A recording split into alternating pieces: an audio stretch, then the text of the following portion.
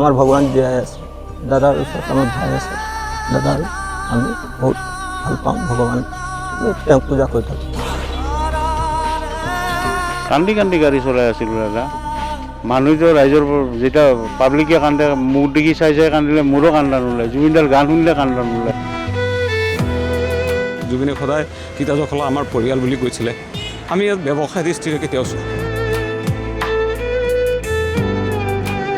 জুবিন দাই কৈছিলে যে তেওঁ মানে বাঘ বুলি এখন চিনেমা কৰাৰ কথা আছিলে মোৰ লগত দাদা যদি কিবা নতুন মানে ফেশ্বন ডিজাইনৰ কিবা চোলাৰ পিন্ধিছে বা জোতা চোতা হওক বা ঘড়ী তো আমাৰ ভাইটিও চেম টু চেম কৰে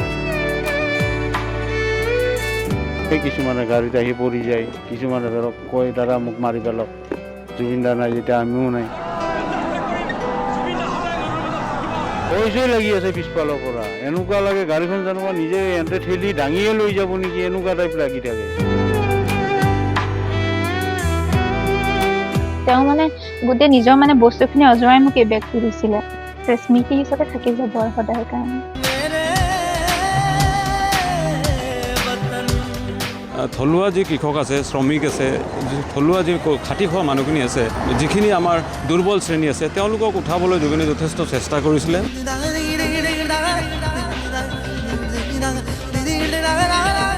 আমাৰ এখেতৰ ৰুমত বহি থাকে তাৰ চুলি দীঘল আছিলে চাইকেল এখন লৈ আহে হাৰমনিয়াম বজাই এখেতৰ লগত মানে গান গাই থাকে মালিকে যেতিয়া আহি মোক কৈ আছে আৰু যে মানে চিকেনটা তই যাব লাগিব জুবিনৰ ডিউটি তেতিয়া আৰু মইতো আৰু পাগলটাই বহি গ'লোঁ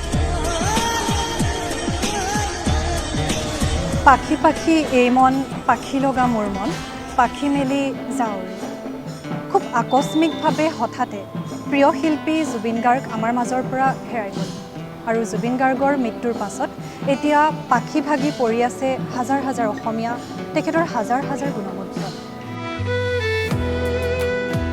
যিসকল মানুহক আমি খুব বেছিকৈ বিচাৰোঁ সেইসকল মানুহে আমাৰ ওচৰৰ পৰা খুব সোনকালে আঁতৰি যায় আৰু সেয়া যদি একোজন প্ৰিয় শিল্পী হয় জাতি সমাজ ধৰ্মৰ ঊৰ্ধত যদি গৈ তেওঁলোকে আমাৰ মনত নিগাজি এটুকুৰা স্থান লাভ কৰিবলৈ সমৰ্থ হয় তেনেহ'লে আমি বিচাৰোঁ সেইজন মানুহ সদায় আমাৰ বাবে অজৰ অমৰ হৈ থাকক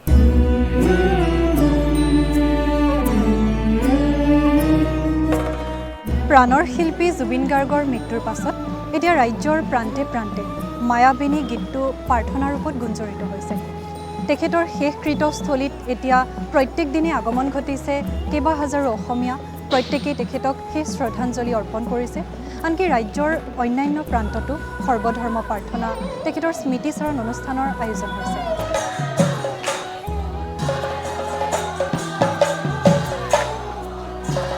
আচলতে এনে এগৰাকী গণশিল্পীয়ে এই জাতিটোক কি দিলে যাৰ বাবে শিল্পী সত্তাৰ ঊৰ্ধত গৈও মানুহে এজন মানুহ হিচাপে এজন মানৱদৰ্দী লোক হিচাপে জুবিন গাৰ্গক চৰ্চা কৰি আছে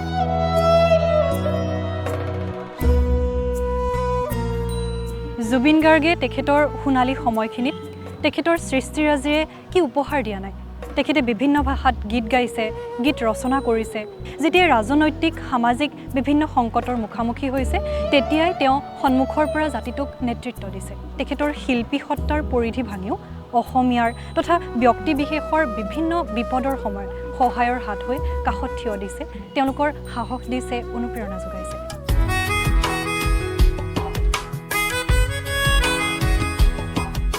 এই শিল্পী সত্তাই মানুহক কিমান মৰম দিছে প্ৰকৃতিক কিমান মৰম দিছে আৰু কেনে এখন সপোনৰ পৃথিৱীৰ কল্পনা কৰি থৈ গৈছে তেখেতৰ মৃত্যুৰ পাছতো তেখেতৰ মৃত্যুৰ সমদলত গোট খোৱা হাজাৰ হাজাৰ লাখ লাখ অসমীয়াই তাকে প্ৰমাণ কৰি থৈ গ'ল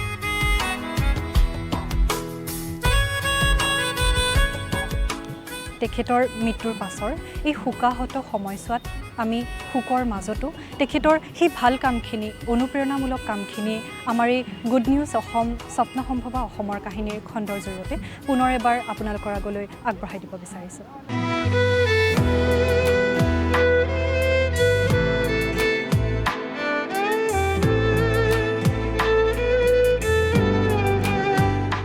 এই যে মৃত্যুৰ ইমান দিনৰ পাছতো ৰাজ্যৰ বিভিন্ন প্ৰান্তৰ পৰা লোকসকল জুবিন গাৰ্গৰ কাষলৈ ঢপলি আহিছে তেখেতক শ্ৰদ্ধাঞ্জলি জনাব বিচাৰিছে সেয়া জানো কেৱল তেখেতৰ শিল্পী সত্তাৰ বাবে জুবিন গাৰ্গে বিভিন্ন সময়ত তেখেতৰ মহানুভৱতাৰ পৰিচয় দাঙি ধৰি গৈছে। ৰাজ্যৰ যিকোনো এটা প্ৰান্তলৈ আপোনালোক নাযাওক কিয়, তাতে লগ পাব জুবিন গাৰ্গে সহায় কৰা, সেই আৰ্থিকভাৱেই হওক মানসিকভাৱেই সহায় কৰা বিভিন্নজন লোক। এইজন মানুহক সেইজন মানৱ দৰদী জুবিন গাৰ্গে সাংঘাতিক ধৰণে সহায় কৰি থৈ গ'ল। কাৰণ তেওঁৰ একমাত্ৰ মৰমৰ পত্নী কিতুমণি দত্তৰ ব্ৰেইন টিউমাৰ হৈছিল আৰু তাৰপিছত তেওঁ জীৱনৰ দিশ বিদিশ হেৰুৱাই পেলাইছিল। সেই সময়তেই তেওঁৰ এটা ফেচবুক পোষ্ট জুবিন দায়ে শ্বেয়াৰ কৰি দিছিল আৰু তাৰপিছতে তেওঁ সহায় কৰিবৰ কাৰণে বিভিন্নজন লোক উঠি পৰি লাগিছিল, ফলত তেওঁৰ পত্নীয়ে জীৱন পালে। এইজন প্ৰশান্ত বৰাৰ কাষলৈ মই আহিছোঁ। মই প্ৰথমে আপোনাৰ পৰা জানিব খুজিছোঁ যে জুবিন গাৰ্গ আৰু তেওঁ আপোনাক সাংঘাতিক ধৰণে সহায় কৰিলে আৰু আপোনাৰ পত্নীয়ে তেওঁৰ কাৰণে নতুনকৈ জীৱন পালে, এই কথাখিনি অকণমান ছুটিকৈ কওকচোন। মোৰ এটা পোষ্ট দিছিলোঁ যে জুবিন দাই মানে এটা জুবিন দাই মানে পোষ্ট দিলে। জুবিন দাই পোষ্ট দিয়াৰ পিছত জুবিন দাই যে শ্বেয়াৰ কৰি দিয়ে এনেকুৱাই যে মানে মোৰ মানে পইচা সোমাইছিলে, বহুত পইচা অসুবিধা হৈছিলে, তেনেকেই বেপাৰ বাণিজ্য কৰি খাই আছিলোঁ। মইতো 400-500 টকা ডেইলি হাজিৰা পাব ঘৰখন চলিবলৈ যেন তেনে হয়। তাৰপিছত মই মানে পইচা ধাৰলৈ লৈছে চিকিৎসা কৰিবলৈ গৈছিলোঁ বেংগলোৰ। কিন্তু আজি জুবিন দাৰ কথা ইমানেই ক'ব লগা হৈছে যেন তেওঁ এজন ইমান মানে কামৰ বিজিটো আমাৰ নিচিনা এটা যেন ক্ষুদ্ৰ মানে আমি মানি বুলিয়ে ক'ব পাৰিব। তেওঁলৈ চালে আমি সাধাৰণভাৱে আমালৈও তেওঁ চিন্তা কৰিলে। তেওঁ শ্বেয়াৰ কৰাৰ পিছত মোৰ মানে পইচা এনেকুৱা সোমাইছে, সম্পূৰ্ণ মোৰ মেডিকেলৰ ট্ৰিটমেণ্টৰ পইচা গোট খাই গৈছে। কোনো মানে বাকী নাই যে মই জুবিন দা মৰাৰ পাছতে সুখ পাইছোঁ, কোনো মানে এমুঠি শান্তিয়ে ভাত পানী খাবলৈ পোৱা নাই। কোনো শান্তিত থাকিব নোৱাৰা অৱস্থা। আৰু এই ধৰণে লখিমপুৰৰ যি লখিমী চাৰিআলি, আমি মালপানী চাৰিআলি বুলিও কওঁ, এই লখিমী চাৰিআলিতেই পদপথত দোকান চলাই জীৱন নিৰ্বাহ কৰা এজন প্ৰশান্ত বৰাকো জুবিন দায়ে সহায় কৰিছিল আৰু এই কথা অকপতে স্বীকাৰ কৰি আজি তেওঁ দুখত ভাগি পৰা দেখিবলৈ পোৱা গৈছে।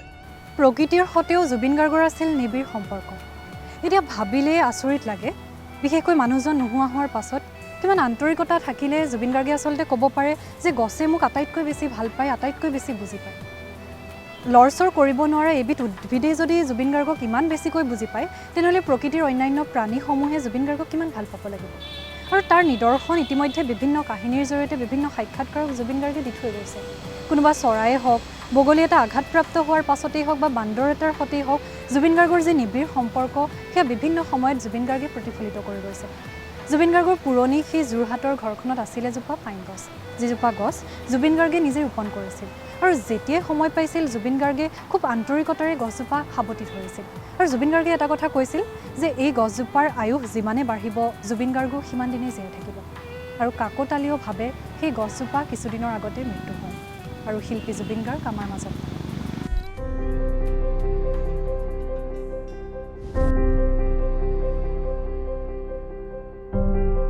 এজোপা গছ আৰু জুবিন গাৰ্গ, যিজোপা গছ জুবিন গাৰ্গে নিজে ৰোপণ কৰিছিল, সেই গছজোপাৰ সৈতে জুবিন গাৰ্গে কথা পাতে, সাৱটি ধৰে, গছজোপাক চুমা খায়।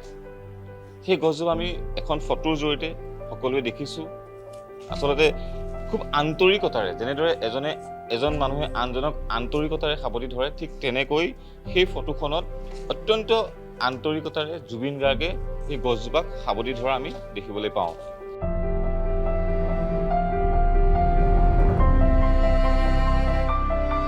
জুবিন গাৰ্গৰ যিটো ঘৰ, যোৰহাটৰ বঙালপুখুৰীৰ যিটো ঘৰ, সেই ঘৰটোৰ পৰা সেই পৰিৱেশ দেখুৱাই আছোঁ।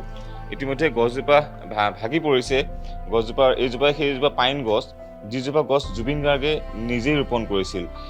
এটা কথা কৈছিলে, মানে তেখেতৰ যিমান নাম হ'ব সিমানেই গছজোপা ওখ হ'ব। মানে তেখেতে কৈছিলে গছজোপা যিমানে উচ্চতালৈ যাব, মানে মই যিমান ওপৰলৈ যাম এই গছজোপা সিমান ওখ হ'ব। এই গছজোপা সেই ৰাতি সেই ফটোখন যে যোনখন সাৱটি ধৰা ফটোখন, সেইখন মই তোলা ফটো, গম নাপায় গেট পাৰ হৈ সোমাই। তাৰপিছত জুবিন গাৰ্গ গেট পাৰ হৈ সোমাই এবাৰ মোক জুবলিয়ে ক'লে, জুবলিৰ লগতো মোৰ চিনি পাই ভালকে, দেউতা আপোনালোকৰ ঘৰলৈ গৈছিলোঁ। মই কেতিয়া গৈছিলে বোলে এই এগ্ৰিকালচাৰত নে ক'ত প্ৰগ্ৰেম কৰি আহি পেলাই 3:30 বজাত, মই ফোন নকৰিলে বোলে 3:30 বজাত ক'ৰ পৰা ফোন কৰিম আৰু গলিদাই লৈ গৈছে, ব'ল তাৰপৰা আহোঁগৈ বুলি।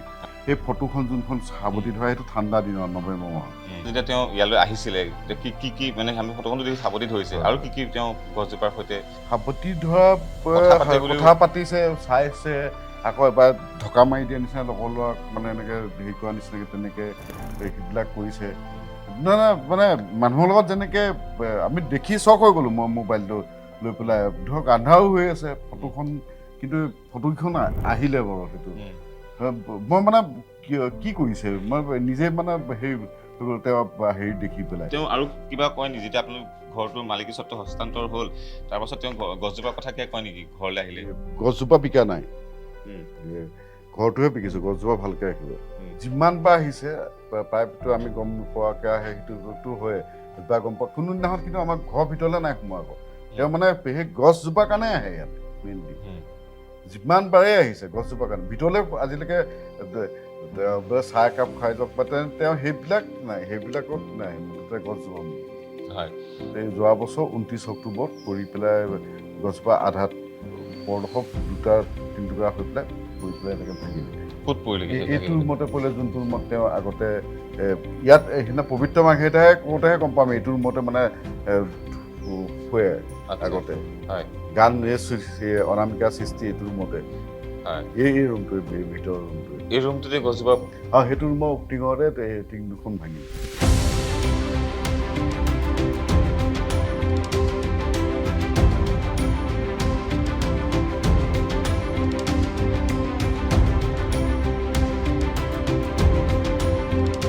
গছজোপাৰ সৈতে যি সম্পৰ্ক সেয়া প্ৰকৃতি আৰু প্ৰকৃতিৰ সৈতে কি সম্পৰ্ক জুবিন গাৰ্গৰ সেয়া আমি সকলোৱে জানো আৰু এয়াই আচলতে প্ৰকৃতি প্ৰেমৰ এক সৰ্বোত্তম নিদৰ্শন বুলি সকলোৱে ক'ব বিচাৰে আমি ক'ব নোৱাৰা সমাজ অৰ্থনীতি ৰাজনীতিৰ কথাবোৰ খুব সহজে চিধাকৈ জুবিন গাৰ্গে কৈ দিব পাৰিছিল এবাৰ কথা প্ৰসংগত জুবিন গাৰ্গে কৈছিল যে কিতাপ নপঢ়া জাতি এটাক গামোচাই কেতিয়াও বচাব নোৱাৰে এনেদৰে জুবিন গাৰ্গে বিভিন্ন বক্তব্যৰ জৰিয়তে তেখেতৰ স্থিতিৰ জৰিয়তে অসমীয়াক পুনৰুজ্জীৱিত কৰিছিল সজীৱ কৰি ৰাখিছিল সেইগৰাকী জুবিন গাৰ্গে কিন্তু অসমীয়া অৰ্থনীতিৰ অহুপুৰুষাৰ্থ কৰিবৰ বাবেও যথেষ্ট কষ্ট কৰিছিল সীতা জখলাৰ ব্ৰেণ্ড এম্বেচাডৰ আছিল জুবিন গাৰ্গ কিন্তু যিহেতু এইটো এটা থলুৱা উদ্যোগ জুবিন গাৰ্গে তাৰ পৰা কোনো ধৰণৰ মাননি গ্ৰহণ কৰা নাছিল এয়াও বাৰু জুবিন গাৰ্গৰ মহানুভৱতাৰ পৰিচয়ক নহয়নে অসমৰ দুগ্ধ সমবায় আন্দোলনৰ অন্যতম বাটকটীয়া সীতা জখলাৰ ব্ৰেণ্ড এম্বেচাডৰ আছিলে হাৰ্টথ্ৰব জুবিন গাৰ্গ আৰু অসমীয়াৰ প্ৰাণৰ প্ৰাণ জুবিন দাই সীতা জখলাক আপোন কৰি লৈছিলে তেওঁ নিজেই ঘোষণা কৰিছিলে তেওঁ সীতা জখলা পৰিয়ালৰ কিন্তু সকলোতকৈ ডাঙৰ কথা জুবিন গাৰ্গ নামৰ এই সত্তাটোৰ এক অনন্য বিশেষত্ব আছিলে ব্ৰেণ্ড এম্বেচাডৰ বুলি নিজকে ঘোষণা কৰিছিলে তাৰ বিনিময়ত কিন্তু জুবিন দাই কোনো ধৰণৰ এগ্ৰিমেণ্ট কৰা নাছিলে এটকাও পইচা হাতত লোৱা নাছিলে সীতা জখলা কৰ্তৃপক্ষৰ ফালৰ পৰা সেয়া জুবিন দাৰ মহানুভৱতা আছিলে যে অসমৰ কৃষক অসমৰ বজাৰ অসমীয়া কৃষকৰ হাতত থাকক এই মুহূৰ্তত আমাৰ সৈতে আছে সীতা জখলা দুগ্ধ উন্নয়ন সমবায় সমিতিৰ অধ্যক্ষ ৰঞ্জিত শৰ্মা ডাঙৰীয়া আচলতে ব্ৰেণ্ড এম্বেচাডৰ ক'বলৈ বা ব্যৱসায় ভিত্তিক জুবিনক আমি টানিবলৈ জুবিন বুলিয়ে কৈছোঁ কিন্তু মই ব্যক্তিগত হিচাপে জুবিনৰ লগত মোৰ এটা দীঘলীয়া এটা যুগৰ ওপৰৰ সম্বন্ধ আছিলে বন্ধু হিচাপে যদিও কোনো সাংস্কৃতিক জগতৰ মানুহ নহয় মই ব্যক্তিগতকৈ কৈছোঁ তো সীতা জখলাখন বুলিয়েই নহয় জুবিনে থলুৱা যি কৃষক আছে শ্ৰমিক আছে থলুৱা যি খাটি খোৱা মানুহখিনি আছে বা যিখিনি আমাৰ দুৰ্বল শ্ৰেণী আছে তেওঁলোকক উঠাবলৈ জুবিনে যথেষ্ট চেষ্টা কৰিছিলে মই আকৌ ক্ষমা বিচাৰিছোঁ জুবিন বুলিয়ে কৈছোঁ আৰু মই ব্যক্তিগতকৈ বা নাভাবোঁ যে জুবিন নাই আত্মীয়তাৰ মাজত কোনো এগ্ৰিমেণ্ট নাথাকে আইন হিচাপে যদি এতিয়া পৰৱৰ্তী কালত আমি যদিও জুবিনক আমি আগলৈ কেনেকৈ লৈ যাম আমি ব্ৰেণ্ড এম্বেচাডৰ ৰাখিম নাৰাখিম সেইটো যোৱাকালি আমাৰ ভণ্টিৰ দৰে গৰিমা আহিছিলে গৰিমাই যোৰহাটৰ পৰা যাওঁতে সোমাই কৈছে গৰিমাই সংবাদ মাধ্যমতে কৈ গ'ল জুবিনে সদায় সীতা জখলা আমাৰ পৰিয়াল বুলি কৈছিলে আমি ইয়াত ব্যৱসায় দৃষ্টিৰে কেতিয়াও চোৱা জুবিন গাৰ্গ কায়িকভাৱে নোহোৱা হোৱাৰ পাছতো এতিয়া সমগ্ৰ অসম জুবিনময়তাত ডুবি আছে প্ৰত্যেকখন ঘৰেই অনুভৱ কৰিছে মৃত্যুসম শীতলতা আচলতে অসমৰ প্ৰত্যেকখন ঘৰেই বৰ্তমানতো মৰিশালীত পৰিণত হৈছে সেই জুবিন গাৰ্গে ৰাজ্যৰ ভিন্ন প্ৰান্তত সেয়া ব্ৰহ্মপুত্ৰ উপত্যকাই হওক বৰাক উপত্যকাই হওক তেখেতৰ পিতৃৰ চাকৰি সূত্ৰে শিক্ষা গ্ৰহণ কৰিছিল গতিকে ৰাজ্যৰ প্ৰত্যেকটো চুকে কোণৰ প্ৰতি জুবিন গাৰ্গৰ আছিল অকুণ্ঠ মৰম আৰু ভালপোৱা আৰু সময়ে সময়ে জুবিন গাৰ্গে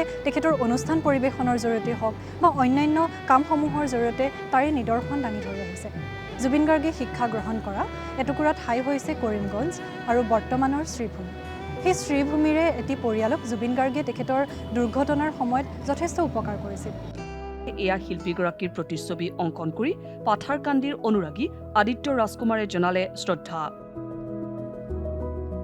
2018 চনত দুৰ্ঘটনাত পতিত এই যুৱকজনক উদ্ধাৰ কৰিছিল শিল্পী জুবিন গাৰ্গে जुबिन दा एक बार हमारा गुवाहाटी में एक बार 2018 में 31st नाइट में मतलब हमारा एक्सीडेंट हुआ था तब जुबिन दा ने रात के करीबन 1:30 बजे मतलब वो गाड़ी का दरवाज़ा वो एंटी लॉक हो गया था तब जुबिन दा ने उस वक्त आके हमारा दरवाज़ा खोल के हमें हेल्प किया इतना डाउन टू अर्थ इंसान है इस दुनिया से चले गए बहुत दुख लग रहा है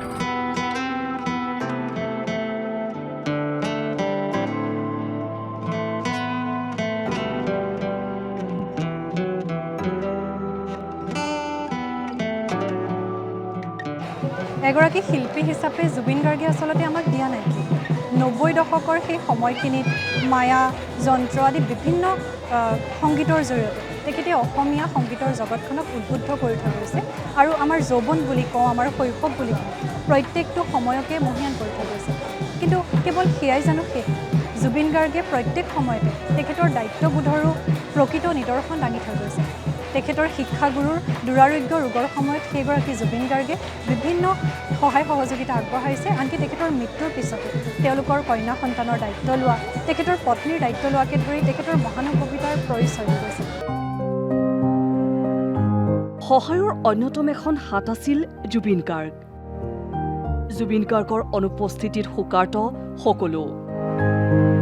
সকলোৱে সোঁৱৰিছে শিল্পীগৰাকীৰ সৈতে পাৰ কৰা মধুৰ স্মৃতি এয়া যোৰহাটৰ প্ৰবীণ শিল্পী প্ৰয়াত অৰুণ নাথৰ ঘৰ অৰুণ নাথ আছিল জুবিনৰ সংগীতৰ যাত্ৰাৰ অন্যতম এগৰাকী গুৰু 90 দশকৰ সময়খিনিত এই ঘৰখনৰ এগৰাকী নিয়মীয়া সদস্য আছিল জুবিন শিল্পী অৰুণ নাথৰ ওচৰত সংগীতৰ চৰ্চা কৰিছিল জুবিনে জুবিন আমাৰ এখেতৰ ৰুমত বহি থাকে তাৰ চুলি দীঘল আছিলে চাইকেল এখন লৈ আহে হাৰমনিয়াম বজায় এখেতৰ লগত মানে গান গাই থাকে সেই গান এখেতে শিকাই দিয়ে সেই প্ৰথম তেতিয়াৰ পৰা মানে কি আমাৰ এখেতৰ লগত ভাল আছিলে জুবিনে পাহৰা নাছিল অতীতক দুৰাৰোগ্য ৰোগত আক্ৰান্ত হৈ বিচনাত ছটফটাই থকা অৰুণ নাথৰ চিকিৎসাৰ ব্যৱস্থা কৰিছিল পৰৱৰ্তী সময়ত অৰুণ নাথৰ মৃত্যুৰ পাছতো পৰিয়ালটোৰ কাষত থিয় দিছিল শিল্পীগৰাকী আগবঢ়াই গৈছিল পৰিয়ালটোক বিভিন্ন সহায় জুবিনে মৰমতে দিয়া এই বেগটো বুকুত সাৱটি এতিয়া অৰুণ নাথৰ কন্যা স্তুতিয়ে কৰিছে জুবিনৰে পাৰ কৰা সময়বোৰ জুবিন দাই কৈছিলে যে তেওঁ মানে বাঘ বুলি এখন চিনেমা কৰাৰ কথা আছিলে মোৰ লগত তেওঁ কৈছে কিন্তু তেতিয়া মানে মই ক্লাছ 8-9ত সৰু আছিলোঁ ন গতিকে মানে তেতিয়া সেই মানে ইমান হেৰি নহ'লে আৰু কথাটো তেতিয়া তেওঁ মানে এই বেগটো আছিলে তেওঁৰ ওচৰত তেতিয়া তেওঁ মানে গোটেই নিজৰ মানে বস্তুখিনি অজৰাই মোক এই বেগটো দিছিলে স্মৃতি হিচাপে থাকি যাব আৰু সদায় কাৰণে মুঠৰ ওপৰত চৌদিশে এতিয়া জুবিনৰ অনুপস্থিতিত সকলো হৈছে মৰ্মাহত সকলোৱে ৰোমন্থন কৰিছে জুবিন গাৰ্গৰ সৈতে পাৰ কৰা সোণোৱালী দিনবোৰ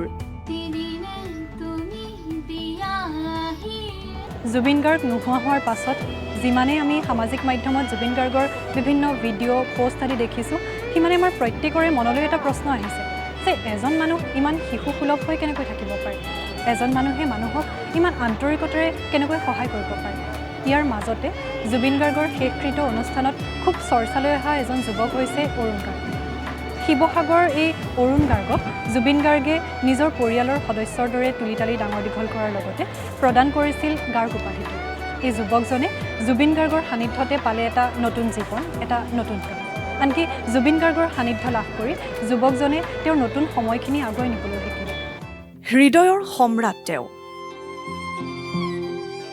তেওঁ হৈছে সুৰৰ সম্ৰাট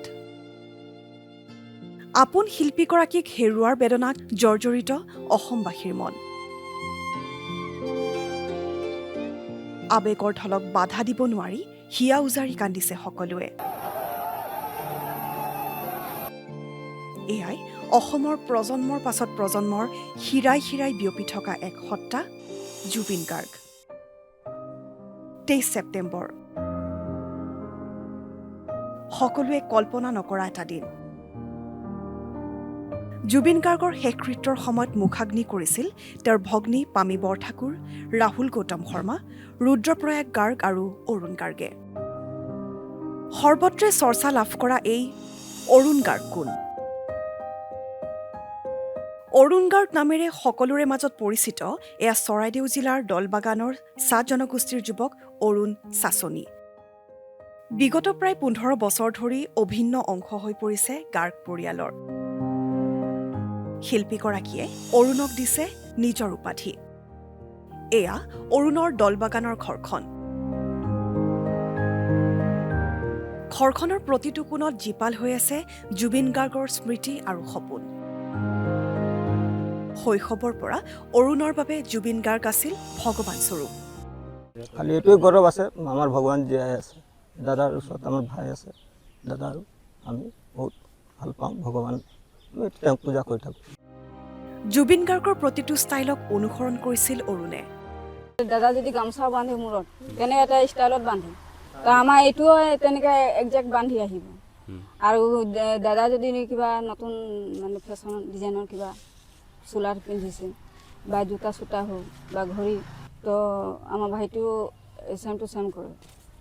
আমাৰ গাঁৱত আহিলে ল'ৰাকেইটা জোকাইতো জুবিন আহিলে বুলি অঁ এনেকৈ কয়। আৰু দুপাত জোতা পিন্ধিছিলে অঁ, এপাত জোতা বেলেগ এপাত জোতা বেলেগ এনেকৈ পিন্ধিছিলে। চব কৰে। শিল্পীগৰাকীৰ জীৱ-জন্তুৰ গছ-গছনিৰ প্ৰতি থকা মৰম এই সকলো প্ৰতিফলন ঘটে এই ঘৰখনতে। তেজৰ সম্পৰ্ক নথকা স্বত্বেও চৰাইদেউৰ এইগৰাকী যুৱকে ভাতৃৰ দৰে পালন কৰিছিল গুৰু দায়িত্ব। জুবিন গাৰ্গে এইদৰে চাহ জনগোষ্ঠীৰ যুৱকজনৰ দৰে হাজাৰজন অৰুণৰ জীৱন গঢ় দিছে। সেয়েহে জুবিন গাৰ্গ সদায় ব্যতিক্ৰম আৰু অনন্য। জুবিন গাৰ্গৰ মৃত্যুৱে আমাৰ পৰা বহুত কিবা কিবি কাঢ়ি লৈ গ'ল, যি ক্ষতি আমি আমাৰ জীৱনত কাহানিও পূৰাব নোৱাৰোঁ। কিন্তু এই মৃত্যুৱে আমাক কিছুমান বিশেষ উপলব্ধি কৰাই থৈ গ'ল। অসমীয়াই বাৰে বাৰে শংকাত ভোগে যে অসমীয়া জাতিটো নাথাকিবগৈ নেকি। জুবিন গাৰ্গৰ মৃত্যুৱে কিন্তু পুনৰ এবাৰ প্ৰতীয়মান কৰি থৈ গ'ল যে অসমীয়া জাতিটো সদায় এক হৈ আছে আৰু এক হৈ থাকিব। জাতি, বৰ্ণ, ধৰ্ম নিৰ্বিশেষে প্ৰত্যেকজন অসমীয়াই নিজকে অসমীয়া বুলি গৰ্ব অনুভৱ কৰিব। সেইগৰাকী জুবিন গাৰ্গে আমাৰ বাবে কৰা নাই কি? সংগীতৰ উপৰিও মানৱীয় বিভিন্ন সত্তাৰে তেওঁ বিভিন্ন কামৰ জৰিয়তে প্ৰত্যেকগৰাকী অসমীয়াকে নিজৰ মৰমৰ বান্ধোনত বান্ধ খুৱাই থৈ গৈছে। আৰু প্ৰতিদান হিচাপে আমিনো জুবিন গাৰ্গক দিলোঁ কি? সোণাপুৰৰ কমাৰকুছি জুবিন গাৰ্গৰ বৰ্তমানৰ ঠিকনা। সমাধিত ঈশ্বৰ পুত্ৰক নিতৌ আৰাধনা অনুৰাগীৰ। অসমবাসীয়ে আজিও মানি ল'ব পৰা নাই জুবিন গাৰ্গৰ মৃত্যু। এই যেন আকৌ কথা ক'ব, গান গাব জুবিনে।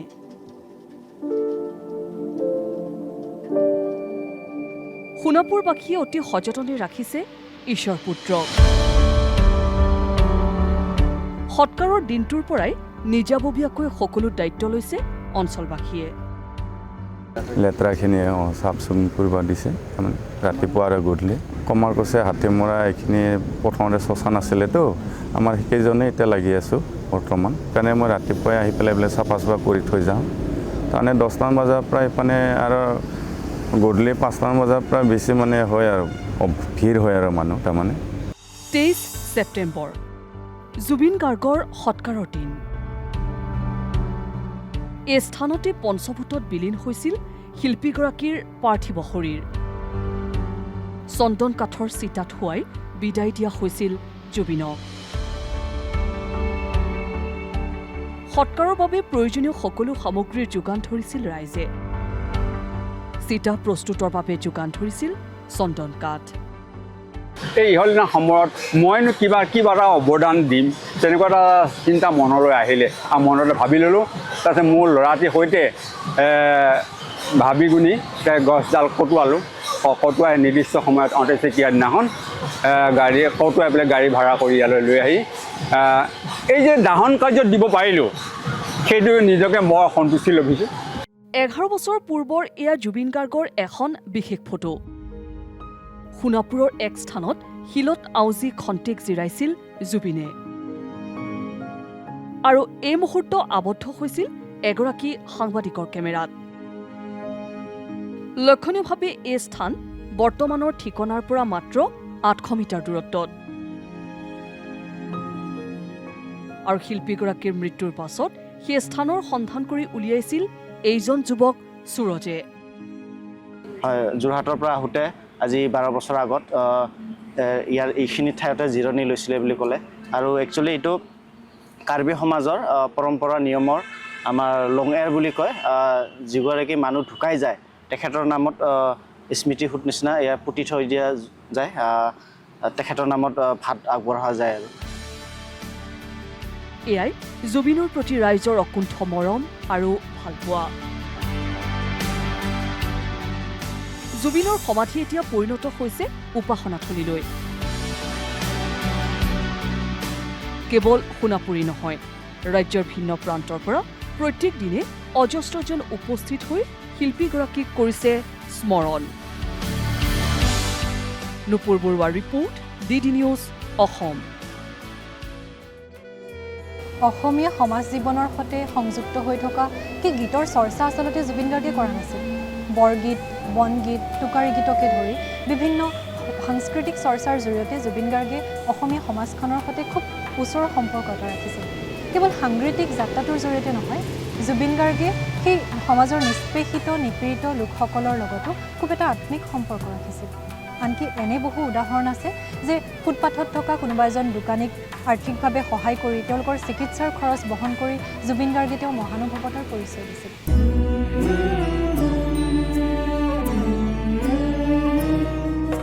মই লগ পাইছিলোঁ আজি মোটামুটি 10 বছৰমান আগৰ পৰা লগ পাইছোঁ। তাৰপিছত আপোনাৰ মই দোকানখন ইয়াত নাছিলে, দোকানখন মানে তাত গাছৰ তলত আছিল। এদিন মই তাৰমানে ফাৰ্ষ্ট মই সেনেকৈ জুবিনক লগ পোৱা নাছিলোঁ। ফাৰ্ষ্ট মই সিদিনাখন তাৰমানে কিবা টাপত সেই মাটি লোৱাৰ কাৰণে মোৰ দোকানৰ ওচৰত গৈছিল। যাই এজন মানুহে ক'লে যে এইটো জুবিন দাদা মাত নিদিব আপুনি। মই মাত দিলোঁ। তাৰপিছত আৰু কিছুদিন পিছত সেনেকৈ মই লগ চগ কৰা নাই ইয়াত। তাৰপিছত আপোনাৰ দোকানখন তাতে কিবা মোক অলপ মানুহে খেলি মেলি কৰিলে। ফ্লেটটো আহিল, ফ্লেট হোৱাৰ কাৰণে তাৰপৰা মই ইয়াতে দিলোঁ।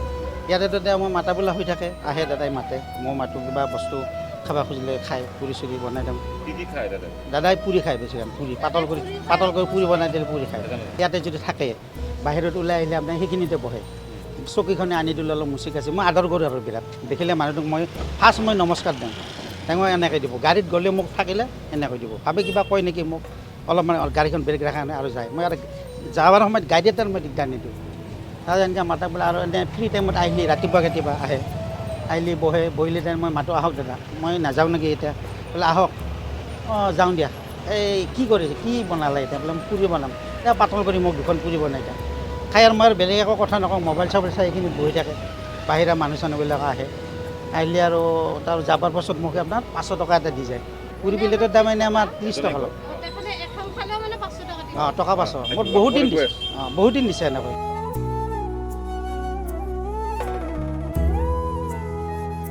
জুবিন গাৰ্গ নোহোৱা হোৱাৰ পাছত প্ৰত্যেকগৰাকী অসমীয়াই এটা কথা অনুধাৱন কৰিছে, আমাৰ যেন জুবিন গাৰ্গক বুজিবলৈ আৰু কিছু ৰৈ গ'ল।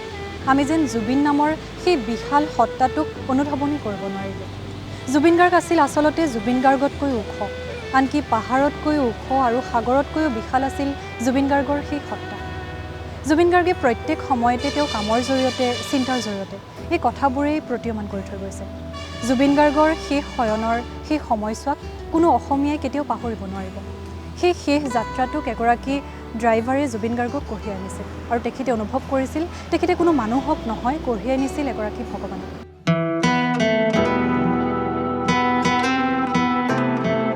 বা দাদাৰ নিচিনা মানুহ এটাক যে মোৰ গাড়ীত কঢ়িয়াই আনিব পাৰিছোঁ, সেইটো এটা মোৰ গৌৰৱৰ কথা। কিছুমানে গাড়ীত আহি পৰি যায়, কিছুমানে ধৰক কয় দাদা মোক মাৰি পেলক, জুবিন দা নাই যেতিয়া আমিও নাই।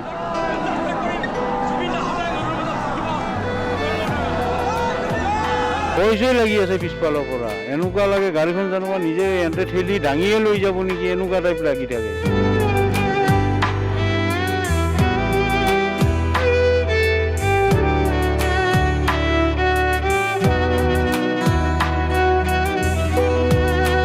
এই এম্বুলেন্স বাহনখনৰ যদি প্ৰাণ থাকিলেহেঁতেন ইও হয়তো হিয়া উজাৰি কান্দিলেহেঁতেন, কিয়নো এই বাহনখনতে, এই বিশেষ বাহনখনতে আমাৰ সকলোৰে প্ৰাণৰ শিল্পী জুবিন গাৰ্গৰ নশ্বৰ দেহ লৈ অনা হৈছিলে।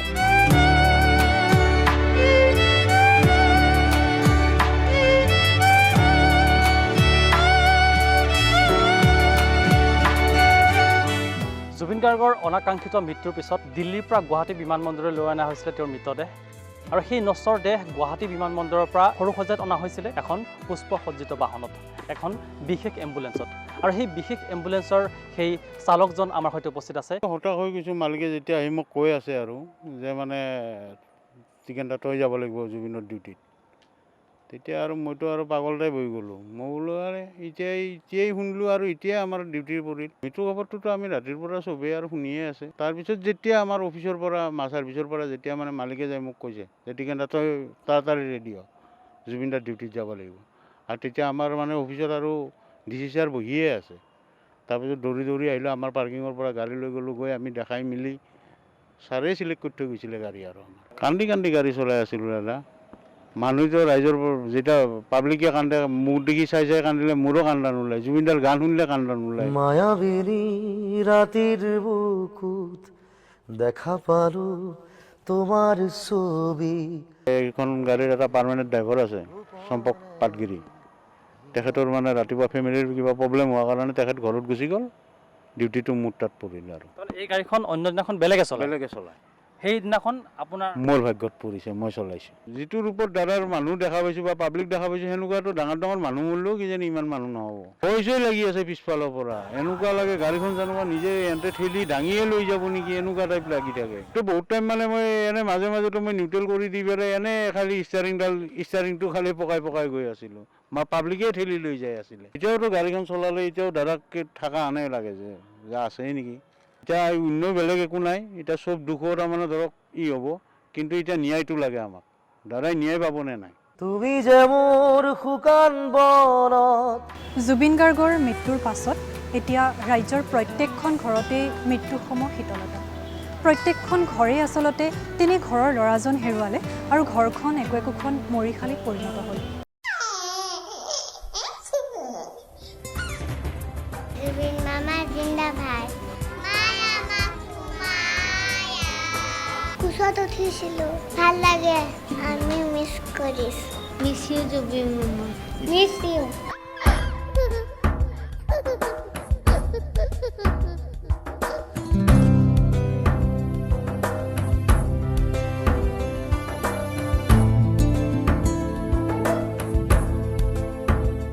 মোৰ মনৰে সান্তনা জেতুকা হুৱানা।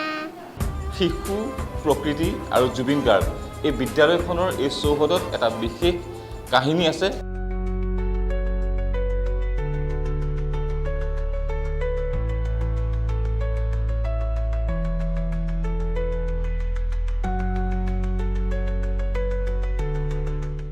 আমাৰ স্কুলখন বহুত নতুন আছিলে তেতিয়া। আমাৰ স্কুলৰ এজনী ছোৱালীক আমি লৈ গৈছিলোঁ, তাই গৈ ক'লে যে ছাৰ আমাৰ স্কুলত আহিব নেকি আপুনি? ক'লে কি কোনখন স্কুল, কি কৰিবলৈ আহিম, এনেকৈ কৈছে। আমাৰ এনভাইৰনমেণ্ট ডে আছে, আমাৰ লগত আপুনি গছ লগাবলৈ আহিব লাগিব।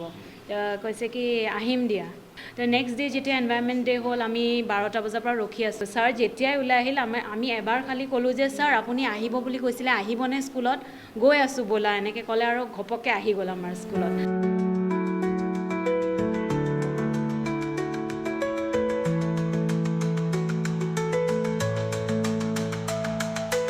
আৰু আহিছে চবেই মাতি আছে মানে বলক ছাৰ দেৰি হৈছে চবেই কৈ আছে তেওঁৰ মানে যোন লগত থাকে বাট তেওঁ মানে উঠি যোৱা নাই আমাৰ লগত বহি আছে একেটা প্লেটত বাচ্চাবোৰৰ লগত খাই আছে জুচ তাৰ মানে বাচ্চাবোৰতো বুজি নাপায় তেওঁ যিটো আমি জুচ এইবিলাক দিছোঁ চবেই খাই আছে সেইটো গ্লাছটো তেওঁ খাইছে মানে তেনেকৈ আছে আমি ভাবাই নাছিলোঁ ইমান এটা ডাঙৰ মানে ষ্টাৰ এটা মানে আমাৰ লগত এনেকৈ মানে ঘুলমিল মানে হৈ পেলাই যে এনেকৈ বহিব আমাৰ লগত ইমান টাইম স্পেণ্ড কৰিব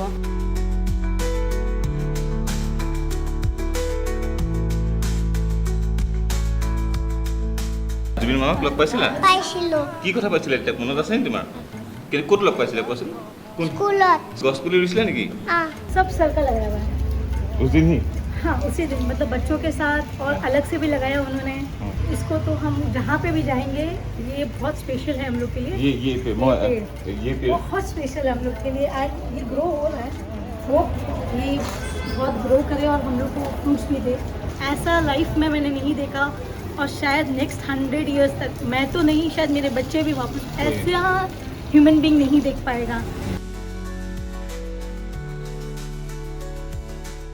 জুবিন গাৰ্গৰ আত্মা যে শিশু আৰু প্ৰকৃতিৰ সৈতে একাত্ম হৈ থাকে সেয়া এই স্কুলখনৰ এই বিদ্যালয়খনৰ এইসকল কণ কণ শিক্ষাৰ্থীয়ে সেয়া প্ৰমাণিত কৰিছে জুবিন গাৰ্গৰ মৃত্যুৰ তদন্ত বিচাৰি ৰাজ্যৰ বিভিন্ন প্ৰান্তত প্ৰত্যেকগৰাকী অসমীয়াই দাবী উত্থাপন কৰিছে আৰু সমান্তৰালকৈ ৰাজ্য চৰকাৰখনেও তদন্ত অব্যাহত ৰাখিছে এনেকুৱা কথাবোৰ চলি থাকিব কিন্তু আমি যদি প্ৰকৃতাৰ্থত জুবিনৰ অনুৰাগী আমি সঁচাকৈ যদি জুবিন গাৰ্গক ভাল পাওঁ তেনেহ'লে তেখেতৰ সৃষ্টিৰাজিসমূহ আমি সমানে আগুৱাই লৈ যাব লাগিব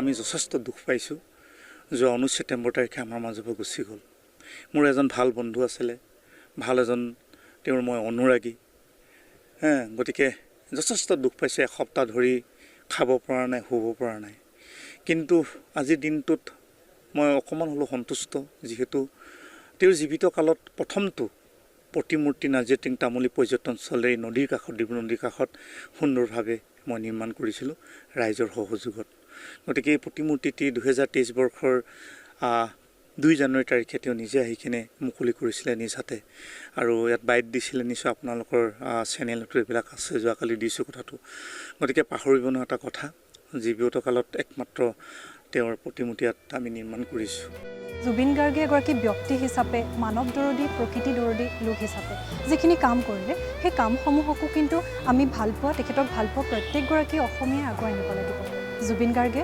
জাতি ধৰ্ম বৰ্ণ নিৰ্বিশেষে যি এখন বৰ অসমৰ সপোন দেখি থৈ গ'ল আনকি তেওঁৰ মৃত্যুৰ পিছতো যি নিদৰ্শন দেখুৱাই থৈ গ'ল সেই বৰ অসমখন আমি এতিয়াও ধৰি ৰাখিব লাগিব জুবিন গাৰ্গে প্ৰকৃতিৰ প্ৰতি যি ভাল পোৱা দেখুৱালে তেওঁ সমতাৰ ৰূপান্তৰ যিখন সমাজৰ কল্পনা কৰি থৈ গ'ল প্ৰকৃতাৰ্থত জুবিনৰ অনুৰাগী হিচাপে সেই আধৰুৱা কামখিনি আমি প্ৰত্যেকগৰাকী অসমীয়াই কৰি যাব লাগিব আৰু তাৰে কামনাৰে আজিৰ অনুষ্ঠানৰ পৰা মই হিমাক্ষীয়ে বিদায় লৈছোঁ ধন্যবাদ